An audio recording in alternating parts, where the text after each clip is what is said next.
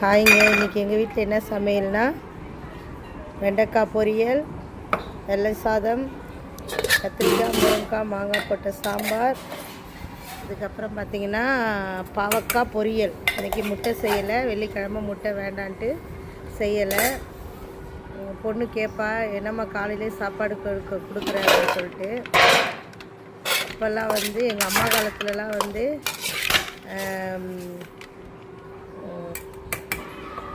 எங்கள் அம்மா காலத்துலலாம் நாங்கள் இட்லிலாம் பார்க்குறது ரொம்ப அபூர்வம். வாரத்தில் ஒரு நாள் சண்டே ஸ்பெஷல்னால் இட்லி கறி குழம்பு தான்.